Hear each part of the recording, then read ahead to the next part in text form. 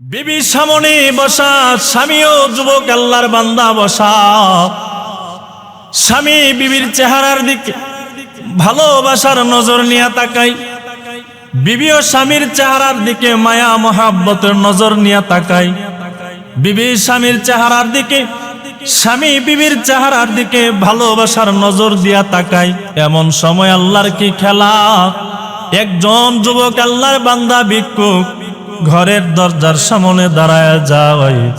ঘরের দরজার সামনে দাঁড়াইয়া আওয়াজ দেয়, কে আছো ভাই, কে আছো বোন?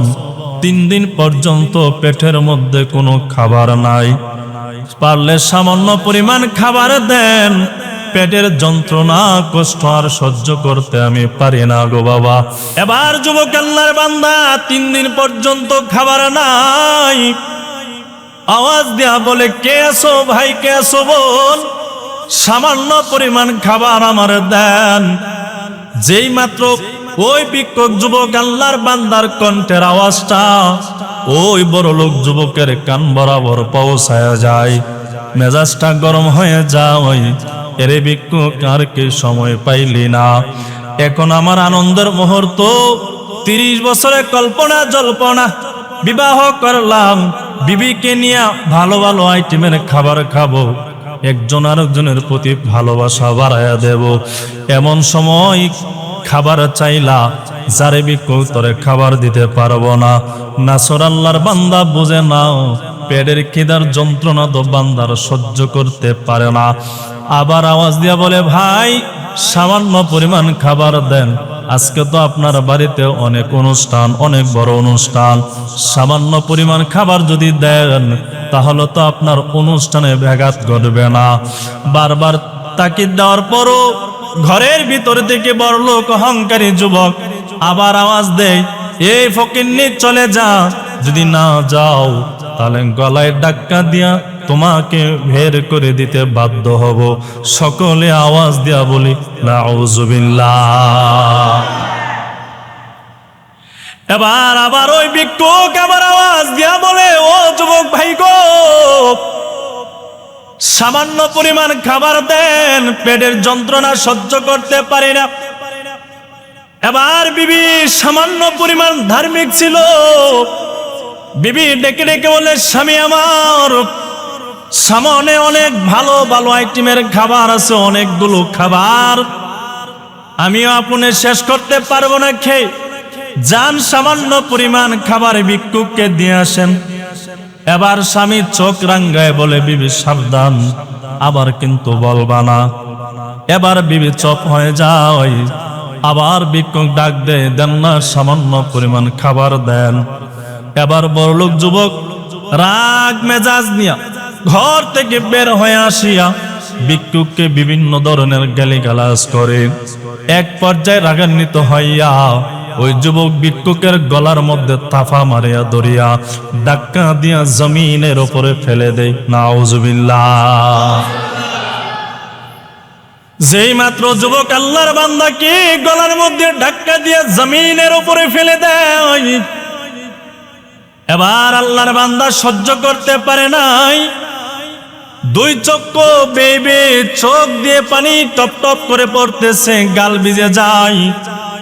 চেহারাটা আসমানের দিকে ওঠাইয়া ডাক দিয়া বলে, আসমানের ও জমিনের মালিক আল্লাহ, ও আসমানের মালিক, জমিনের মালিক আল্লাহ, ওরে আপনি বড়লোক বানাইছেন, টাকা পয়সা দান করেছেন, গাড়ি বাড়ি আপনি দান করেছেন আল্লাহ, তারও তো হাত দিয়েছেন, তারও তো পা দিয়েছেন, তারও তো চক্ষু দিয়েছেন আল্লাহ, আপনি আমারে চক্ষু দিয়েছেন, পা দিয়েছেন আল্লাহ, হাতও দিয়েছেন, কিন্তু আপনি আমারে গরিব বানাইলেন, তারে আল্লাহ আপনি বড় লোক বানালেন আল্লাহ, তার দরবারে তো আমি স্বেচ্ছায় আসি নাই, আপনি আমার পাঠানোর কারণে তো আমি আসলাম।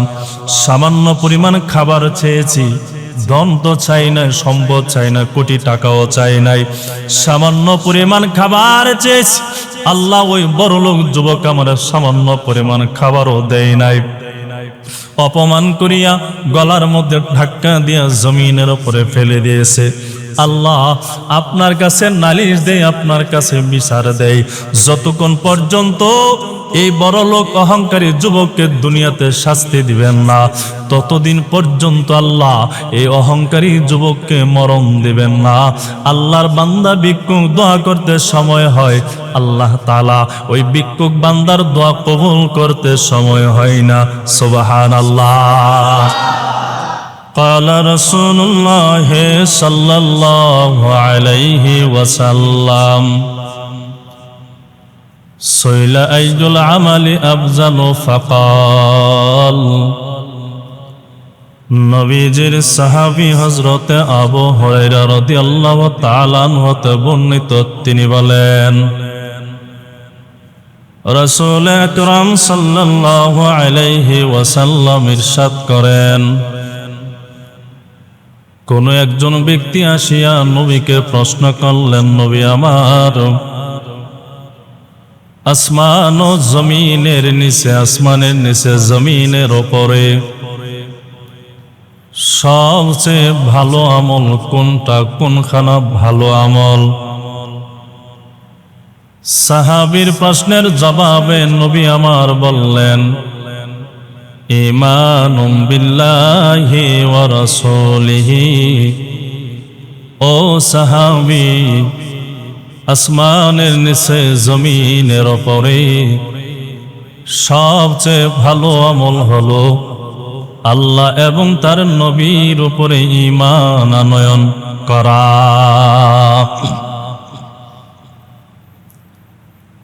এরে 18 ভাগের মুসলমান শুনেন, আল্লাহর উপরে ঈমান আনয়ন করা, নবীর উপরে ঈমান আনয়ন করা। নবী বলেন আসমানের নিচে জমিনের উপরে সবচেয়ে ভালো আমল। অন্য হাদিসের মধ্যে নবীর সাহাবী বর্ণনা করেন, قال رسول الله صلى الله عليه وسلم الإيمان بضع وسبعون شعبة فأفضلها قول لا إله إلا الله। নবীজির সাহাবী বর্ণনা করেন, রাসূল আকরাম সাল্লাল্লাহু আলাইহি ওয়াসাল্লাম ইরশাদ করেন, আল ঈমানু বিদ'উ ওয়া সাব'উনা শু'বা। ঈমানের শাখা প্রশাখার মধ্যে, ঈমানের শাখা প্রশাখা হলো 77টা। 70-এর অধিক মুহাদ্দিসিনে কেরাম বলেন 77টা। 30টা ঈমানের সম্পর্ক হলো কলবের সাথে, হৃদয়ের সাথে। 7খানা ঈমানের সম্পর্ক হলো জবানের সাথে। বাকি 40খানা ঈমানের সম্পর্ক হলো 3.5 হাত বটির অন্যান্য অঙ্গ প্রত্যঙ্গের সাথে। এই 77টা ঈমান, এই 77টা ঈমানের মধ্যে নবী আমার বলেন, ফাফজালুহা কাউলু লা ইলাহা ইল্লাল্লাহ। সকলেই একবার অন্তর থেকে বলি লা ইলাহা ইল্লাল্লাহ। আবার একটু আওয়াজ দিয়া বলি না লা ইলাহা ইল্লাল্লাহ।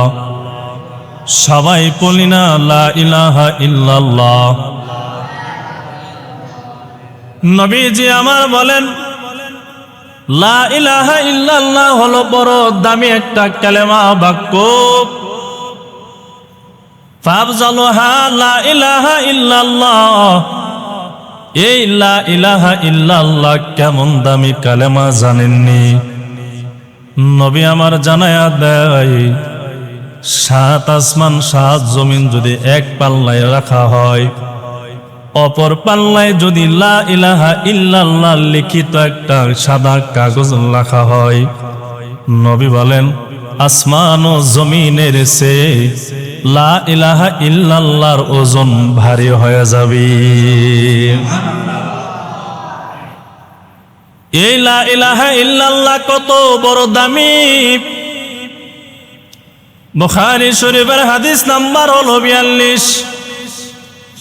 নবীর সাহাবী عن أنس رضي الله تعالى عنه قال قال رسول الله صلى الله عليه وسلم يخرج من النار নবীজির সাহাবী হযরত আনাস রাদিয়াল্লাহু তাআলা আনহু হতে বর্ণিত, তিনি বলেন রাসূল আকরাম সাল্লাল্লাহু আলাইহি ওয়াসাল্লাম ইরশাদ করেন ইয়াখরুজু মিনান নার, যেই বা ওই বান্দাকে জাহান্নামের আগুন থেকে বের করে দেওয়া হবে। কোন বান্দাকে জাহান্নামের আগুন থেকে বের করা হবে? নবী বলেন মান ক্বালা লা ইলাহা ইল্লাল্লাহ, যেই বান্দা পড়বে বলবে বিশ্বাস স্থাপন করবে লা ইলাহা ইল্লাল্লাহ। নবী বলেন ইয়াখরুজু মিনান নার, ওই বান্দাকে জাহান্নামের আগুন থেকে মুক্তি দেওয়া হবে। সুবহানাল্লাহ, জোরে বলি সুবহানাল্লাহ। এরপরে নবী আমার জানায়া দেয় ওয়াফি কলবিহি ওয়াজনু শাঈরাতিন মিন ঈমান, আর যেই বান্দার কলবের মধ্যে অন্তরের মধ্যে সামান্য পরিমাণ ঈমানের দানা থাকবে, যাররা পরিমাণ, গম পরিমাণ, সরিষা পরিমাণ। নবী বলেন ইয়াখরুজু মিনান নার, আল্লাহ তাআলা ওই বান্দাকে জাহান্নামের আগুন থেকে মুক্তি দান করবি। শুধু কি তাই? বলে লা ইলাহা ইল্লাল্লাহ পড়নেওয়ালা বান্দা কেমন দাম আল্লাহ তাআলা হাসরের ময়দানে দেবেন। নবী আমার অন্য হাদিসের মধ্যে বলেন মান ক্বালা লা ইলাহা ইল্লাল্লাহ ফাদাখালাল জান্নাহ, যে বান্দা পড়বে লা ইলাহা ইল্লাল্লাহ এবং লা ইলাহা ইল্লাল্লাহ মুহাম্মাদুর রাসূলুল্লাহ, যে বান্দা পড়বে বিশ্বাস স্থাপন করবে আর এই বিশ্বাস নিয়ে বান্দা দুনিয়া থেকে বিদায় হবে। নবী আমার জানায়া দেয় ফাদাখালাল জান্নাহ, ওই বান্দাকে লা ইলাহা ইল্লাল্লাহ পড়নেওয়ালা বান্দাকে হাসরের ময়দানে ফাদাখালাল জান্নাহ, আল্লাহর তৈরি জান্নাতুল ফেরদাউস দান করে দিবি। এরে যুবক ভাই, বৃদ্ধ বাবা ও পর্দার আড়ালের আম্মা জান গো, শুনেন, ভালো করে শুনে যান। লা ইলাহা ইল্লাল্লাহ মুহাম্মাদুর রাসূলুল্লাহ যেই বান্দা পড়বে, পড়নেওয়ালা বান্দা বিশ্বাস নিয়ে দুনিয়া থেকে বিদায় হয়ে যাবে। হাসরের ময়দানে ওই বান্দাকে কত বড় জান্নাত দেওয়া হবে। আপনি আমি ভাবতেছি কি কুমিল্লা জেলার সমপরিমাণ একটা জান্নাত দেওয়া হবে। নবী বলবেন না না, সাহাবায়ে কেরাম বলবেন কত বড় জান্নাত দেওয়া হবে, এর চেয়ে আরো বড় জান্নাত দেওয়া হবে। সাহাবায়ে কেরাম বলবেন নবী আমার কত বড় জান্নাত দেওয়া হবে হাসরের ময়দানে। তাহলে কি তাদেরকে কি আপনা আমাদের চট্টগ্রাম বিভাগের সমপরিমাণ জান্নাত দেওয়া হবে? নবী বলবেন না না, তার চেয়ে আরো বড় জান্নাত আল্লাহ তাআলা দান করবেন। তাহলে কি আমাদের বাংলাদেশের সমপরিমাণ লা ইলাহা ইল্লাল্লাহ পড়নেওয়ালা বান্দাকে কি দান করা হবে? নবী বলবেন না না, তার চেয়ে আরো বড়। তাহলে কি এশিয়া মহাদেশের সমপরিমাণ জান্নাত দেওয়া হবে? বলবে না না, তার চেয়ে আরো বড় জান্নাত হাসরের ময়দানে আল্লাহ দান করবেন। তাহলে কত বড় জান্নাত? বলে গোটা দুনিয়ার সমপরিমাণকে একটা জান্নাত দেবে। লা ইলাহা ইল্লাল্লাহ মুহাম্মাদুর রাসূলুল্লাহ, এই বাক্য যেই বান্দা পড়বে, যে বান্দা বিশ্বাস স্থাপন করে মারা যাবে, ওই বান্দাকে কি গোটা দুনিয়ার সমপরিমাণ জান্নাত দেবে? নবী বলবেন না না। সাহাবায়ে কেরাম বলবেন নবী গো, তাহলে কত বড় জান্নাত দেওয়া হবে? নবী আমার ডেকে বলবেন ও সাহাবায়ে কেরাম আমার, জানো লা ইলাহা ইল্লাল্লাহ যে বান্দা বিশ্বাস করবে, বিশ্বাস নিয়ে মারা যাবে, হাসরের ময়দানে গোটা দুনিয়ার একটা নয়, দুইটা নয়, পাঁচটা নয়, এই গোটা দুনিয়ার সমপরিমাণ 10টা দুনিয়ার সমান আমার আল্লাহ হাসরের ময়দানে লা ইলাহা ইল্লাল্লাহ পড়নেওয়ালা, বিশ্বাস স্থাপন করনেওয়ালা বান্দাকে আমার আল্লাহ তত বড় জান্নাত দান করে দিবি। তাহলে লা ইলাহা ইল্লাল্লাহ মুহাম্মাদুর রাসূলুল্লাহ কালেমা পড়লে লাভ না লস? আওয়াজ দেব না, লাভ না লস? এরপরে আল্লাহর নবী আমার জানায়া দেয় ওয়াদনাহা ইমাতাতুল আযা আনিত তরিক। আর 77টা ইমানের শাখা প্রশাখার মধ্যে সবচেয়ে নিম্ন ইমানের শাখা হলো রাস্তার মধ্যে কোনো কষ্টদায়ক বস্তু যদি পড়ে থাকে, এই কষ্টদায়ক বস্তুটাকে দূরে সরায় দেওয়া, হটায় দেওয়া। নবী বলেন এটাও হলো ইমানের একটা শাখা। এরপরে এই হাদিসের শেষ অংশ আল্লাহর নবী জানায়া দেয় ওয়াল হায়াউ শু'বাতুম মিনাল ঈমান, লজ্জা শরম হলো ইমানের একটা অংশ। সুবহানাল্লাহ। এই ঈমান হাসরের ময়দানে নবী আমার বলে, যদি কোনো বান্দার অন্তরে যাররা পরিমাণ, সরিষা পরিমাণ যদি ঈমান যদি না থাকে, হাসরের ময়দানে বান্দা জান্নাতে যাবে না, জান্নাতে ঢুকবে না। আমি বলি নাই, নবীজি বলেছেন। মুসলিম শরীফের হাদিস নাম্বার 309 নাম্বার। নবীর সাহাবী আন ওমর রাদিয়াল্লাহু তাআলা আনহু قال قال رسول الله صلى الله عليه وسلم يا ابن الخطاب اذهب فنادي في الناس। নবীজির সাহাবী হযরতে ওমর ইবনে খাত্তাব রাদিয়াল্লাহু তাআলা আনহু হতে বর্ণিত, তিনি বলেন রাসূল আকরাম সাল্লাল্লাহু আলাইহি ওয়াসাল্লাম ইরশাদ করেন, বলেন নবীজি ডেকে বলেন ইয়া ইবনুল খাত্তাব, এ খাত্তাবের সন্তান ওমর, ইজহাব ফানাদি ফিন্নাস, ইজহাব ফানাদি, যাও যাও মানুষদেরকে আহ্বান করে জানায় দাও, ফিন্নাস, মানুষের মধ্যে গিয়ে ঘোষণা দিয়ে দাও, হাসরের ময়দানে লা ইয়াদখুলুল জান্নাতা ইল্লাল মুমিনুন, মুমিন বান্দা ছাড়া, ইমানদার বান্দা ছাড়া, মুত্তাকি বান্দা ছাড়া হাসরের ময়দানে আল্লাহর তৈরি লা ইয়াদখুলুল জান্নাত, জান্নাতে ঢুকবে না। সকলে আওয়াজ দিয়া বলি নাউযুবিল্লাহ। ঈমান যদি না থাকে, যাররা পরিমাণ ঈমানও যদি কলবের মধ্যে না থাকে, হৃদয়ের মধ্যে যদি না থাকে, হাসরের ময়দানে ঈমান যদি না থাকে, জান্নাত পাওয়া যাবে না। এই জন্য আল্লাহ তাআলা রাব্বুল আলামিন ওই ইমানদার মুমিন মুত্তাকি বান্দাদেরকে ঘোষণা দিয়ে বলেন, সূরা বাকারার 257 নম্বর আয়াতে কালেমার মধ্যে আল্লাহ জানায়া দেয় আল্লাহু ওয়ালিয়্যুল্লাযীনা আমানু ইখরুজুহুম মিনান নূর মিনাজ যুলুমাতি ইলান নূর। আল্লাহ বলেন আল্লাহু ওয়ালিয়্যুল্লাযীনা আমানু, যারা মুমিন হবে, মুত্তাকি হবে, মুসলমান হবে, মুমিন মুসলমান নরনারী হবে, আল্লাহ বলেন দুনিয়ার জিন্দেগি নয়, কবরের জিন্দেগি নয়, হাসরের ময়দান পর্যন্ত আমি আল্লাহ মুমিন মুত্তাকি বান্দা বান্দীদের স্বয়ং আমি আল্লাহ অভিভাবক হয়ে যাব। ইলা যুলুমাতি মিনান নূর। আল্লাহ তাআলা জানায় দেয় শুধুই আমি আল্লাহ অভিভাবক হব এমনটা না, যারা মুমিন হবে, মুত্তাকি হবে, আমি আল্লাহ তাআলা মিনাজ যুলুমাতি ইলান নূর, আমি আল্লাহ অন্ধকার থেকে তাদেরকে বের করে, অন্ধকার জুলুমাত, অন্ধকার মানে হলো জাহান্নাম, নূর মানে হলো আলো, আলো দ্বারা হলো জান্নাত। হাসরের ময়দানে আল্লাহ বলেন, আমার ওই ইমানদার বান্দা বান্দীদেরকে জাহান্নাম থেকে বের করে আমি আল্লাহর কুদরতি হাত দ্বারা জান্নাতের মেহমান বানায় দেব।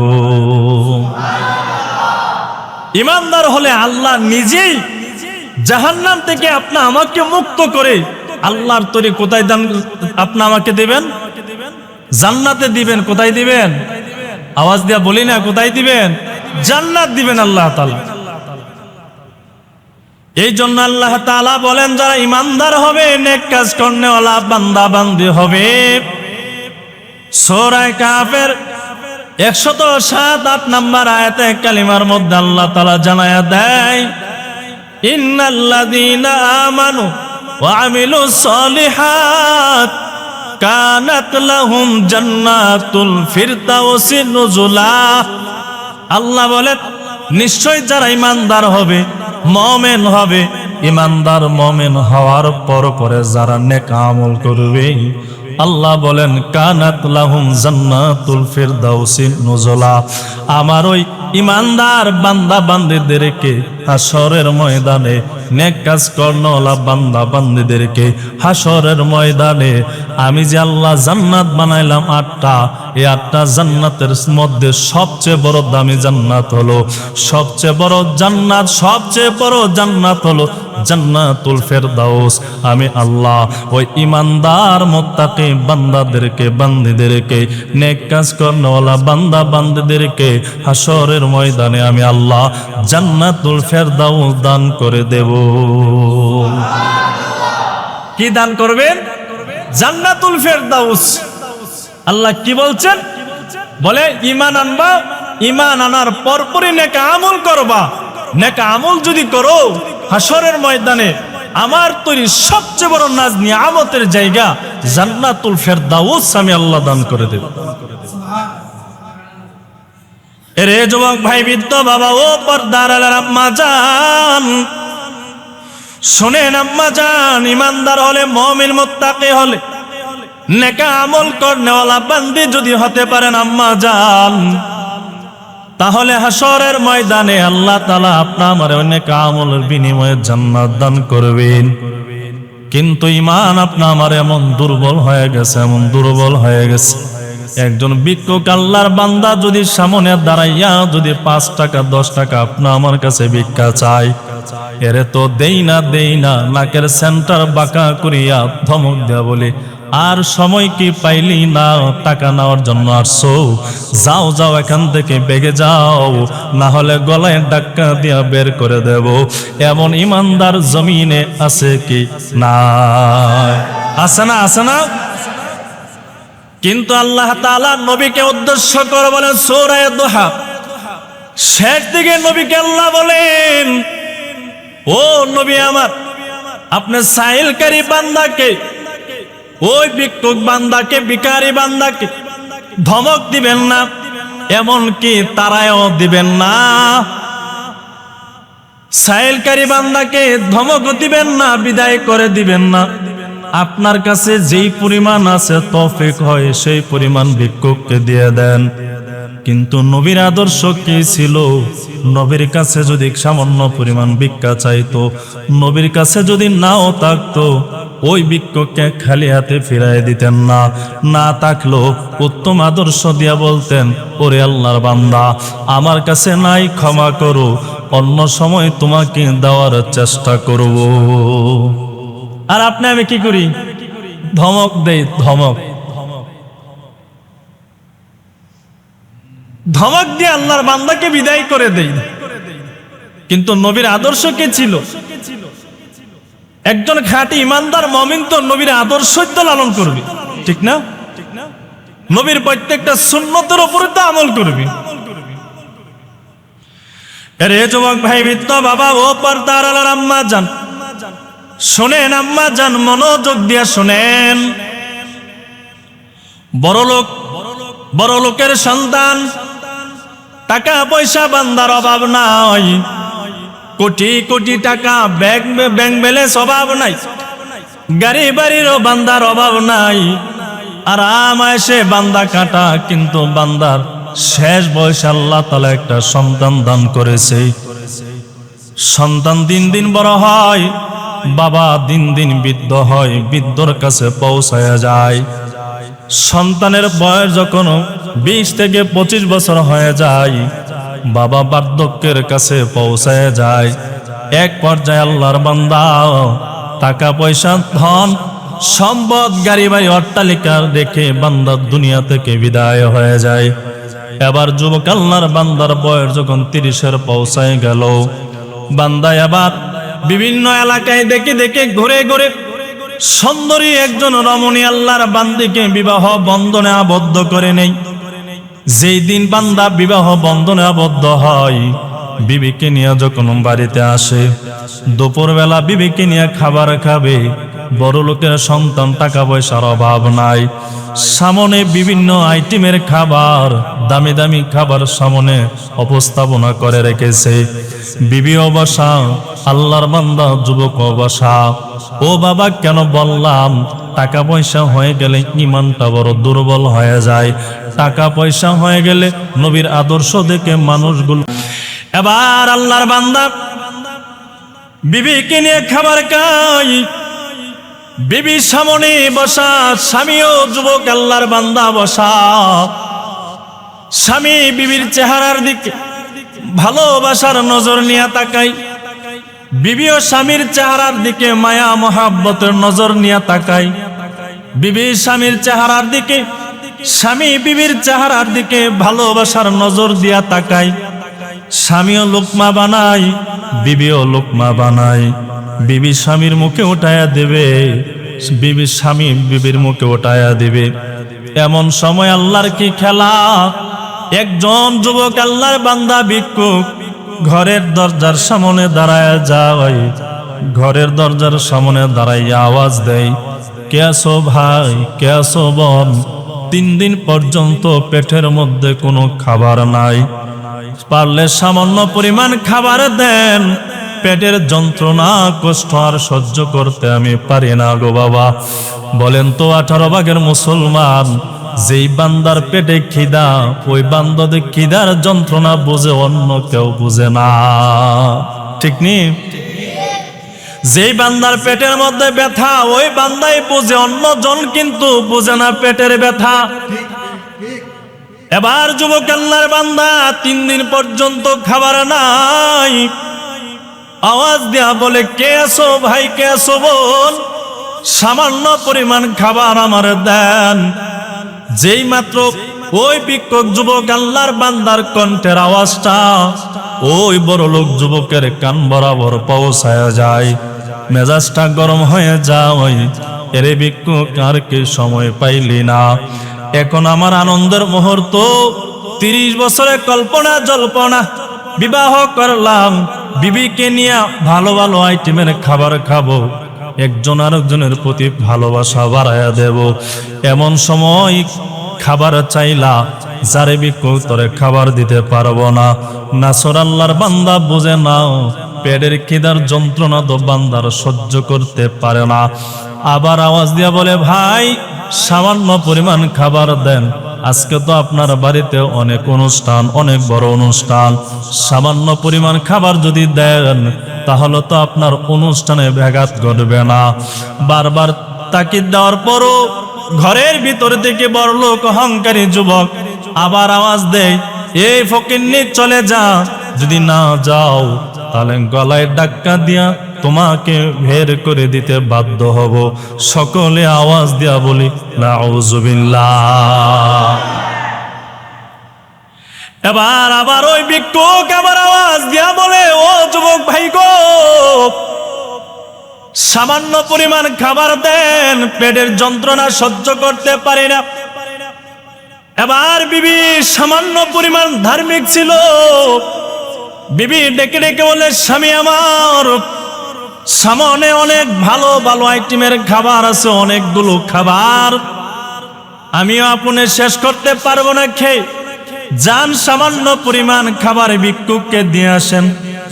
এবার স্বামী চোখ রাঙ্গায় বলে, বিবি সাবধান, আবার কিন্তু বলবা না। এবার বিবি চুপ হয়ে যায়। আবার ভিক্ষুক ডাক দেয়, দেন না সামান্য পরিমাণ খাবার দেন। এবার বড়লোক যুবক রাগ মেজাজ নিয়া ঘর থেকে বের হয়ে আসিয়া ভিক্ষুককে বিভিন্ন ধরনের গালিগালাজ করে। এক পর্যায়ে রাগান্বিত হইয়া ওই যুবক ভিক্ষুকের গলার মধ্যে তাফা মারিয়া ধরিয়া ধাক্কা দিয়া জমিনের উপরে ফেলে দেয়। নাউজুবিল্লাহ। যেই মাত্র যুবক আল্লাহর বান্দাকে গলার মধ্যে ধাক্কা দিয়ে জমিনের উপরে ফেলে দেয়, এবার আল্লাহর বান্দা সহ্য করতে পারে নাই, দুই চক্ষু বেয়ে চোখ দিয়ে পানি টপ টপ করে পড়তেছে, গাল ভিজে যায়। চেহারাটা আসমানের দিকে ওঠাইয়া ডাক দিয়া বলে, আসমানের ও জমিনের মালিক আল্লাহ, ও আসমানের মালিক, জমিনের মালিক আল্লাহ, ওরে আপনি বড়লোক বানাইছেন, টাকা পয়সা দান করেছেন, গাড়ি বাড়ি আপনি দান করেছেন আল্লাহ। তারও তো হাত দিয়েছেন, তারও তো পা দিয়েছেন, তারও তো চক্ষু দিয়েছেন আল্লাহ। আপনি আমারে চক্ষু দিয়েছেন, পা দিয়েছেন আল্লাহ, হাতও দিয়েছেন, কিন্তু আপনি আমারে গরিব বানাইলেন, তারে আল্লাহ আপনি বড়লোক বানালেন আল্লাহ। তার দরবারে তো আমি স্বেচ্ছায় আসি নাই, আপনি আমার পাঠানোর কারণে তো আমি আসলাম। সামান্য পরিমাণ খাবার চেয়েছি, ধন তো চাই নাই, সম্পদ চাই না, কোটি টাকাও চাই নাই, সামান্য পরিমাণ খাবার চেয়েছি আল্লাহ। ওই বড়লোক যুবক আমার সামান্য পরিমাণ খাবারও দেয় নাই, অপমান করিয়া গলার মধ্যে ধাক্কা দিয়া জমিনের উপরে ফেলে দিয়েছে আল্লাহ। আপনার কাছে নালিশ দেয়, আপনার কাছে বিচার দেয়, যতক্ষণ পর্যন্ত এই বড়লোক অহংকারী যুবককে দুনিয়াতে শাস্তি দিবেন না, ততদিন পর্যন্ত আল্লাহ এই অহংকারী যুবককে মরণ দিবেন না। আল্লাহর বান্দা ভিক্ষুক দোয়া করতে সময় হয়, আল্লাহ তাআলা ওই ভিক্ষুক বান্দার দোয়া কবুল করতে সময় হয় না। সুবহানাল্লাহ। এই জন্য নবী আমার তিরমিজি শরীফের এক হাদিসের মধ্যে নবী জানায়া দেয়, নবীজি আমার বলেন, ও আমার সাহাবায়ে কেরাম, তিনটা জিনিস আল্লাহ তাআলা আল্লাহর কাছে দোয়া করতে সময় হয়, বান্দা দোয়া করতে সময় হবে, ওই তিন ব্যক্তি দোয়া করনওয়ালা বান্দার দোয়া আল্লাহ কবুল করতে সময় করবেন না। এর মধ্যে এক নাম্বার হলো দাওয়াতুল মাজলুম। মাজলুম বান্দা যদি জালেমের বিরুদ্ধে যদি হাত উঠাইয়া যদি দোয়া করে, আসমান ও জমিনের মালিক আল্লাহ তাআলা ওই মাজলুম বান্দার বদদোয়া জালেমের বিপক্ষে সাথে সাথে কবুল করে নেয়। সুবহানাল্লাহ। এই জন্য অন্যায় ভাবে কাউকে গালি দেওয়া যাবে না, অন্যায় ভাবে কারো বিরুদ্ধে সমালোচনা করাও যাবে না। কারণ আপনি যদি অন্যায় ভাবে সমালোচনা করেন, গালি দেন, তার আঘাত দেন, এইটাও তার প্রতি জুলুম করা হলো, আপনি জালেম হয়ে গেলেন, ও মাজলুম হয়ে গেল। ও যদি আপনার বিরুদ্ধে যদি আল্লাহর কাছে যদি বদদোয়া দেয়, আল্লাহ আমি তো অন্যায় করি নাই, অপরাধ করি নাই, আমার উপর জুলুম করেছে, ওই মাজলুমের দোয়া আল্লাহর সাথে সাথে কবুল করে নিল। এবার আল্লাহর বান্দা কেঁদে কেঁদে বাড়ি ছেড়ে চলে যায়। অহংকারী যুবক ঘরের ভিতরে যখন ঢুকে, বিবি তো ঘরের ভিতর থেকে সবগুলো দৃশ্য দেখলো। এবার অহংকারী স্বামীকে ডেকে ডেকে বলে, স্বামী আমার, এই ভিক্ষুক তো সামান্য পরিমাণ খাবারে চেয়েছিল, তারে যদি খাবার আপনি নাই দেন, তাহলে গলায় ধাক্কা দিয়া কেন বের করে দিলেন গো স্বামী? তারা তো বিদায় করে দিতে পারতেন, কিন্তু গলার মধ্যে ধাক্কা দিয়া কেন অপমান করে জমিনের উপরে ফেলে দিলেন? এবার অহংকারী স্বামী বলে, বিবি তোমাকে কবুল করে আনলাম, এখনই দিকে প্রথম দিনই দিকে আমার জবানের উপরে মুখের উপরে কথা বলো, যদি বেশি বাড়াবাড়ি করো তোমার নিয়ে সংসার করবো না, তালাক দিয়ে দেব। এবার বিবি ডেকে ডেকে বলে, স্বামী গো, এই ধরনের অহংকারী স্বামীর সংসার আমার করার দরকার নাই, তুমি আমার তালাক দিবা কি? আমি তোমার তালাক দিয়া বাবার বাড়িতে চলে যাই। বাবার বাড়িতে চলে যাই। ওই যে মাজলুম বান্দা বদদোয়া দিয়েছিল, কিভাবে আল্লাহ কবুল করে? কয়েকদিন পর অনেক কোম্পানির তো মালিক, হঠাৎ করে একটা গার্মেন্টস কোম্পানির মধ্যে হঠাৎ করে আগুন লেগে যায়। শুনেন না, পত্র পত্রিকায়, মোবাইলে, ফেসবুকে বিভিন্ন টেক্সটাইল কোম্পানি, বিভিন্ন বিল্ডিং এর মধ্যে হঠাৎ করে আগুন লেগে গেছে, শত শত মানুষ মারা যায়। এইভাবে বান্দার কোম্পানির মধ্যে আগুন লেগে যায়। ম্যানেজার ফোন দিয়া বলে, স্যার কোথায়? বলে, বাসায় আছি, মেজাজ বড় গরম। কি হয়েছে বল? বলে, স্যার আপনার কোম্পানির মধ্যে আগুন লাগিয়া প্রায় শতাধিক মানুষ মারা গিয়েছে, সরকারি প্রশাসন আসিয়া আপনাকে গ্রেফতার করবে। ও মালিক, যদি বাসায় থাকেন তাড়াতাড়ি ভাগেন। এবার আল্লাহর বান্দা জান বাঁচানোর জন্য এই বিল্ডিং সারিয়া টাকা পয়সা ফালাইয়া বান্দা নিখোঁজ হয়ে যায়। 3 বছর ধরে ধরে আল্লাহর বান্দার কোনো খবর নাই। যে মানুষগুলো মারা গিয়েছিল ওই মানুষগুলোকে সরকারি প্রশাসন সম্পদ গাড়ি বাড়ি লাফে ডাকিয়া টাকা পয়সা দিয়া তাদের মধ্যে বাটোয়ারা করে দেয়। এবার বান্দা গরিব হয়ে যায়, গরিব হয়ে যায়। 3 বছর পর্যন্ত বান্দার কোনো খবর নাই। যে বান্দার লেবাস ছিল, যে চেহারা ছিল, বান্দা নিজেকে নিজে বাঁচানোর জন্য বান্দাকে ভালোভাবে চেনা যায় না। হঠাৎ করিয়া ওই যে মেয়ে তালাক দিয়া বাবার বাড়িতে চলে গিয়েছিল, ওই মেয়ের ওই মাইয়ার বাবা ডেকে ডেকে বলে, মেয়ে আমার, দুর্ঘটনা যা ঘটার ঘটে গেছে, এভাবে তো বসে থাকলে আর হবে না, চলো না ভালো একটা ছেলে দিকে তোমাকে আবার বিবাহ দিয়ে দেয়। এবার আল্লাহর বান্দি কে মেয়ের বাবা আরেক জায়গায় আরেকটা যুবক সন্তানের সাথে তার বিবাহ বন্ধনে আবদ্ধ করায়া দেয়। যেই দিন বিবাহ দেয়, দুপুর বেলা বিবিকে নিয়ে স্বামী যখন খাবার খাবে, বাবা ঘটনাটা শুনেন, বুঝেন, একজন ইমানের দুর্বলতা থাকার কারণে, টাকা পয়সা ধন সম্পদ বেড়ে যাওয়ার কারণে, এবার বান্দার অহংকার বেড়ে গেলে ইমানের দুর্বলতা কেমন চলে আসে, এই বান্দাকে কেমন ভাবে আল্লাহ দুনিয়াতে শাস্তি দিয়ে দেয়। এবার যখন বিবাহ বন্ধনে আবদ্ধ হয়ে যায়, দুপুর বেলা স্বামীর নিয়ে খাবার খাবে, স্বামী বিবির চেহারার দিকে ভালোবাসার নজর দিয়া তাকায়, স্বামীও বিবির চেহারার দিকে মহব্বতের নজর দিয়া তাকায়। এমন সময় স্বামী লুকমা বানাইয়া বিবির মুখের মধ্যে উঠাইয়া দিবে, বিবি দিবে স্বামী, স্বামী দিবে বিবির মুখে।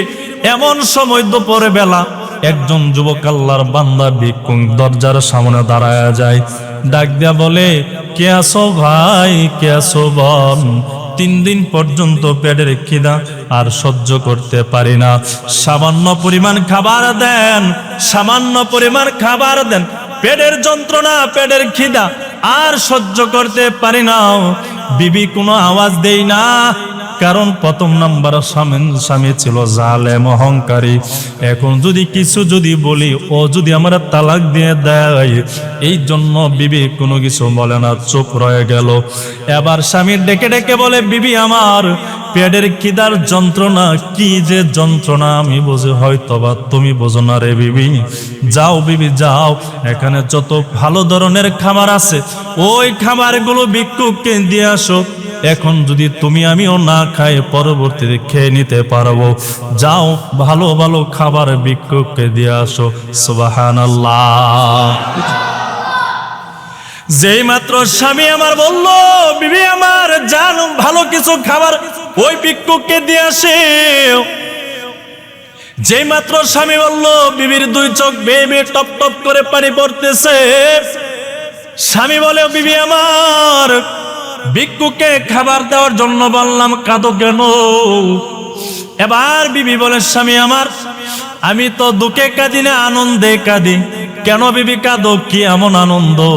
বিবি আমার ডেকে বলে, স্বামী আমার, আল্লাহ তাআলা আমার কপালে আপনার মতন ভালো একজন স্বামী মিলিয়ে দেওয়ার কারণে এই আনন্দে আমার চোখ বেয়ে পানি পড়তেছে।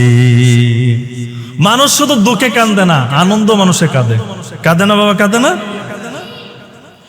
এবার বিবি প্লেট ভর্তি করে খাবার নিয়ে ওই ভিক্ষুকের সামনে দাঁড়ায়া যায়। যেই মাত্র সামনে খাবার দিবে, ভিক্ষুক যখন চেহারাটা উঠাবে, মুখের মধ্যে তো দাড়ি ভরে গেছে, চেহারা তো আগের মতো নাই। বিবির নজরটা যখন ওই ভিক্ষুকের চেহারা বরাবর পৌঁছে যায় দেখে তাকায় দেখি ভিক্ষুক তো আর ভিক্ষুক না, এই ভিক্ষুক তো সেই মানুষ যে মানুষটা ছিল আমার প্রথম নাম্বার স্বামী, অহংকারী যুবক।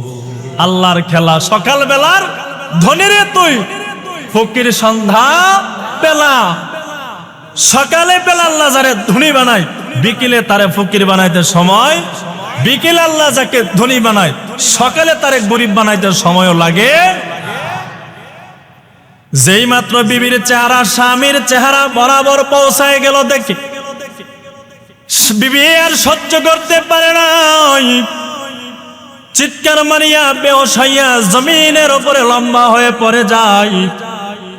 আওয়াজ যখন ঘরের ভিতরে পৌঁছায় যায়, স্বামী দৌড়াইয়া গায়, কি হলো?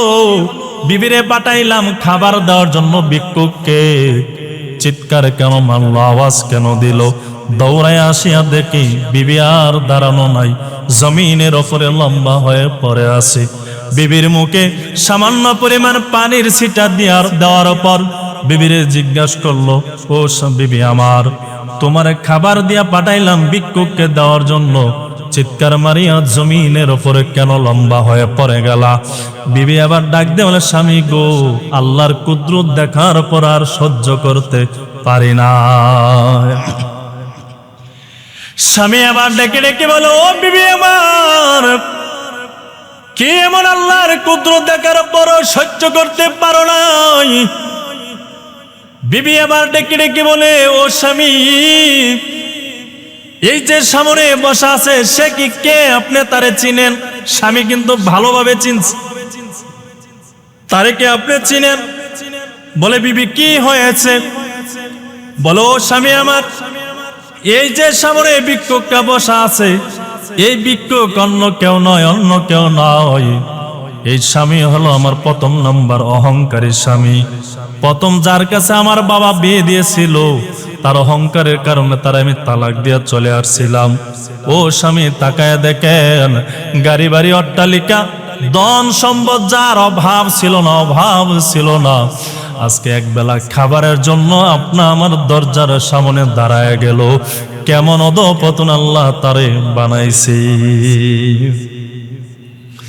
এই আল্লাহর কুদরত দিকে আমি জমিনের উপরে লম্বা হয়ে পড়ে গেছি। এবার ওই স্বামী ডেকে বলে, ও বিবি আমার, তাহলে শোনো আল্লাহ তাআলার আরেকটি কুদরত। বলে, আল্লাহ তাআলার আরেকটি কি কুদরত? বলে, যেই দিন তোমার এই স্বামীকে নিয়ে দুপুর বেলা খাবার খাবা, সামনে অনেক ধরনের আইটেমের খাবার, ভালো ভালো খাবার, ওই দিন দুপুর বেলায় একজন ভিক্ষুক যুবক তোমাদের ঘরের দরজার সামনে দাঁড়ায় গেছে, আওয়াজ দিয়েছিল, 3 দিন পর্যন্ত খাবার খাই না, পেটের খিদা যন্ত্রণা আর সহ্য করতে পারতেছে না, সামান্য পরিমাণ খাবার চেয়েছিল, কিন্তু তোমার এই স্বামী তারে সামান্য পরিমাণ খাবার দেয় নাই। অহংকারের কারণে গলার মধ্যে ধাক্কা দিয়া তারে জমিনের উপরে ফেলে দিয়েছিল। ওই দিনের ভিক্ষুক আঘাত আর সহ্য করতে পারে নাই। ওই দিনের ভিক্ষুক কান্নামাকা আওয়াজ দিয়া, জবান দিয়া আল্লাহ তাআলার কাছে দোয়া করেছিল, বদদোয়া করেছিল, আল্লাহ, এই সামান্য পরিমাণ খাবার চেয়েছিলাম, আমি ভিক্ষুককে সামান্য পরিমাণ খাবার দেই না, অপমান করেছে, জমিনের উপরে গলায় ধাক্কা দিয়া ফেলে দিয়েছে, আল্লাহ, তারে শাস্তি না দিয়া জমিন থেকে বিদায় করবা না। ওই দিনের ভিক্ষুকের বদদোয়া আল্লাহ কবুল করে নিয়েছে। এবার বিবি বলে, স্বামী গো, ওই দিন ভিক্ষুক দুপুরবেলা খাবার চেয়েছিল, গলায় ধাক্কা দিয়া জমিনের উপরে ফেলে দিয়েছিল। ও স্বামী আমার, এই ঘটনা আপনি জানেন কিভাবে? এই ঘটনাটা আপনি জানেন কিভাবে?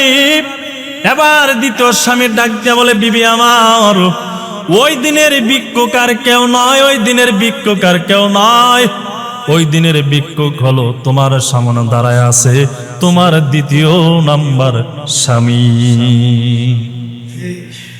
আল্লাহ কাকে কোন অবস্থায় নিয়ে দাঁড় করা বলা যা?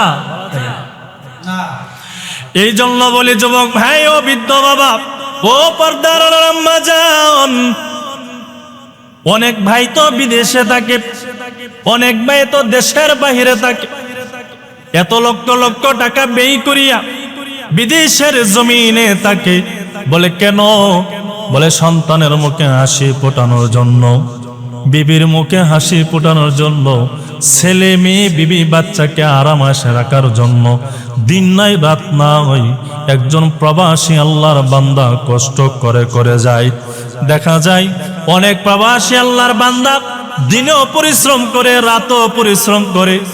আল্লাহর বান্দা মেন সময় কাজ করার পর ওভার টাইম আল্লাহর বান্দা কাজ করে। এত পরিশ্রম কেন করে? একজন প্রবাসী আল্লাহর বান্দা যুবক বলে, আমার বাড়িতে আমার মা আছে, আমার বাবা আছে, ভাই বেরাদর বন্ধু বান্ধব আছে, ছেলে মেয়ে আছে, আমার বিবি আছে। সামান্য পরিমাণ আরামের জন্য তাদেরকে রাখতে পারি, ভালো ভালো খাবার জন্য তাদের মুখের মধ্যে উঠায় দিতে পারি। কিন্তু এমনও দেখা যায় যুবক আল্লাহর বান্দা দিন রাত 24 ঘন্টা পরিশ্রম করে। আর এই দেখা যায় ভাই বন্ধু নিয়া বিবি ছেলে মেয়ে আরামাসে কাটাইয়া বারবার ওই যুবক আল্লাহর বান্দাকে টাকার জন্য বারবার চাপ দেয় না? এই যুবকের পরিশ্রম কি পরিমাণ করতেছে একবারও বুঝতে চায় না। আবার তো এমনও আছে টাকা পয়সা ইনকাম করিয়া বিবির অ্যাকাউন্টে জমা দেয়, আর বিবি জামাই ফালায় আরেকজনকে নিয়ে ভাগে। আছে না? বিবি আরেকজন নিয়ে ভাগে। প্রবাসী ভাই কি পরিমাণ যে কষ্ট করে, যদি আপনি আমি স্বচক্ষে দেখতাম তাহলে বুঝতাম। বিবির মুখে হাসি ফোটানোর জন্য, ছেলে মেয়ের মুখে, মা বাবার মুখে হাসি ফোটানোর জন্য কি পরিশ্রম যে একজন প্রবাসী আল্লাহর বান্দা করে, এটা মুখের ভাষা দিয়ে বোঝানো যাবে না। মুখের ভাষা দিয়ে বোঝানো যাবে না কি পরিমাণ যে পরিশ্রম করে। দোয়া করে অন্তর থেকে আল্লাহ তাআলা প্রত্যেকটা প্রবাসী ভাইকে যেন নিরাপদ অবস্থায় রাখেন, এবং প্রত্যেকটা প্রবাসী ভাইয়ের জান মালে যেন আল্লাহ তাআলা বরকত দান করেন। কারণ এই বাংলাদেশ প্রবাসী ভাইদের রেমিটেন্সের মাধ্যমে, টাকার মাধ্যমে বাংলাদেশ চলে। দেশ যদি উন্নতি হয় প্রবাসী ভাইদের মাধ্যমে উন্নতি হয়। প্রবাসী ভাইরা যদি 1 মাসের বেতন যদি বাংলাদেশ না দেয়, বাংলাদেশ অচল হয়ে যায়। কিন্তু আমরা অনেক সময় তাদেরকে কষ্ট দেই। কয়েকদিন আগে এক আল্লাহর বান্দা এয়ারপোর্টের মধ্যে, ওই সৌদি আরব থেকে আল্লাহর বান্দা দেশে আসবেন, কিন্তু আমাদের বর্তমান প্রধান উপদেষ্টা ডক্টর ইউনূস সাহেব বলেছিলেন, ওয়াদা করেছিলেন, যতটা প্রবাসী আসবে, প্রবাসী যোদ্ধা আসবে, তাদের সাথে ভালো ব্যবহার করবে, উত্তম আচরণ করবে, তাদের সুযোগ সুবিধা দিবে, স্যার বলে তাদেরকে সম্বোধন করে ডাকবে। কিন্তু এক আল্লাহর বান্দা প্রবাসী এয়ারপোর্টে আসার পর যখন বিমান থেকে আল্লাহর বান্দা বের হয়, প্রবাস যখন এয়ারপোর্টের ভিতরে আল্লাহর বান্দা ঢুকে যায়, বান্দার যখন তন্দ্রা অবস্থায় ওই বান্দার ব্যাগ থেকে বান্দার স্বর্ণ, টাকা পয়সা, মোবাইল যা আছে সবগুলো নিয়ে যায়। এখন আপনি বলেন, একজন প্রবাসী ভাই দেশে আসবেন, এয়ারপোর্টের ভিতরে যদি তার স্বর্ণ, টাকা পয়সা, মোবাইল চার্জার সব নিয়ে যায়, এই প্রবাসী ভাইয়ের মনটা কি পরিমাণ ভেঙে গেছে, কি পরিমাণ যে ভেঙে গেছে। দোয়া করে আল্লাহ তাআলা সকল প্রবাসী ভাইদেরকে আল্লাহ তাআলা নেক হায়াত বাড়ায় দেয়, কামায় রুজি রোজগারের মধ্যে আল্লাহ তাআলা বরকত বাড়ায় দেয়। সকলে আমিন বলি। এবং আল্লাহ তাআলা এই প্রবাসী ভাইদের যে শ্রম করে, পরিশ্রম করে, পরিশ্রমে আল্লাহ বরকত বাড়ায় দেয়। সংসার জীবনে আল্লাহ তাআলা তাদেরকে শান্তি দ্বারা ভরপুর করে দেয়। সকলে বলে আমিন। ওয়া আখিরু দাওয়ানা আলহামদুলিল্লাহি রাব্বিল আলামিন।